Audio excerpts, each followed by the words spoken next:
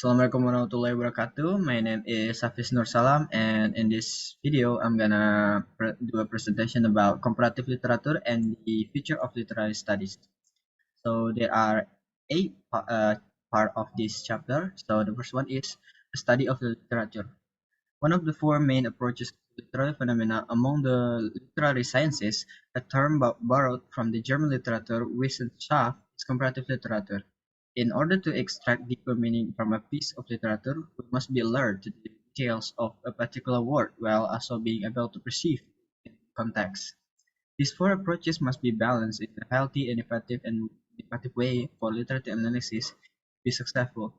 Therefore, historical and comparative viewpoints cannot be separated from literary theory of criticism. The next one is origins. Its founders are French, with major figures such as aforementioned Villemain, who, following his first lectures from 1860 and 18 to 1826, published courses on French literature between 1828 and 1849, in which he established comparisons between authors and movements in other literature and coined the term literature compare, but it is it is worth nothing. But there were already hints of dualism in his early writings. This is our literary theorist counterpart, a, a continuation of what Aristotle had begun. Poetics consisting of the statement of fundamental principle that underpin literary phenomena. Next is definition and utopia. Comparative literature is the study of literature outside of a single country, as well as the study of the link between literature and other fields of knowledge and belief, such as the fine arts, philosophy, history, social sciences, the sciences, religion, and so on. In a nutshell, it is a comparison of one literary work with another or series of works, as well as the comparison of literature with other forms of human expression. The next one is historical vicissitudes.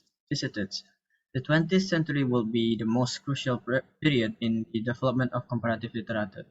It is at this point that comparative literature becomes not just a topic taught in universities, but also institutionalized via the information of national and international groups.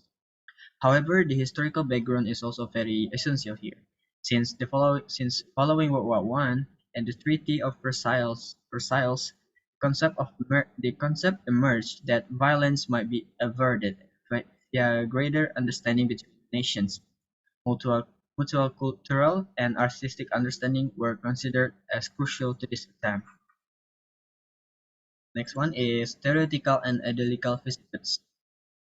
In the last 30 years, comparative literature has experienced moments of crisis due to the rise of nationalist sentiment as well as the rise of multiculturalism. Western culture is seen as an oppressive tool in comparative literature and as a fundamental Eurocentric discourse that imposes literary values that are both elitist and class-based. In every case, it is clear that the literature flourished for centuries before Western civilization existed in Chinese, Japanese, Arabic, Sanskrit, Persian, and so on. The connection between Wellek's 1958 position and the literary phenomenology of Edmund Husserl Hollis' disciple, Roman Ingarden, is obvious, especially when we consider the significant Slavic elements that Wellek himself included in his 1948 theory of literature, which he had published with his Iowa College, Austin Warren. However, French will provide the most steadfast backing for reorienting comparative literature from an essentially positive field to an integrally theoretical one. Next one is postmodern crisis. Susan Basnet would declare at the close of the 20th century that today comparative literature in one sense is extinct.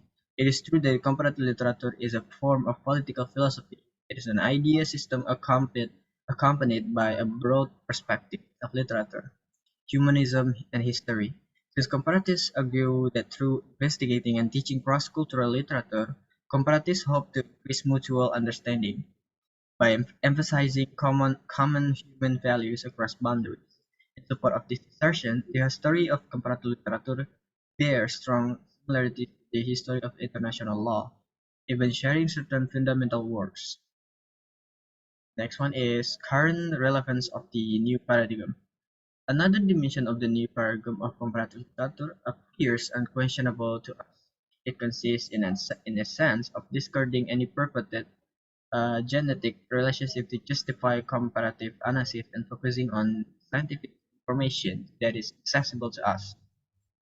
If a common element appears within existing literary system or between literary work and that of another artistic medium, whether plastic or musical, without there being a relationship of dependency between one work and the other, then a fundamental theoretical element will appear that is an invariant of literature.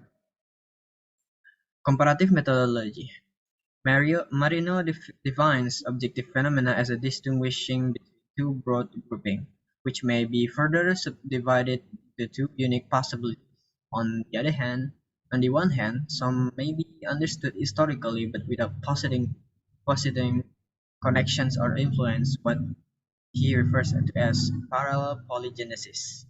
Those that can be understood as the product of contact and influence, and as Gould and Carlyle interpreted literary exchange. The first parallelism model is completely divorced from genetic relations, and it seeks contrasting parallels between authors and works of different languages and historical periods to reveal similarities and differences, or in the opposite direction proposed general parallel between literature.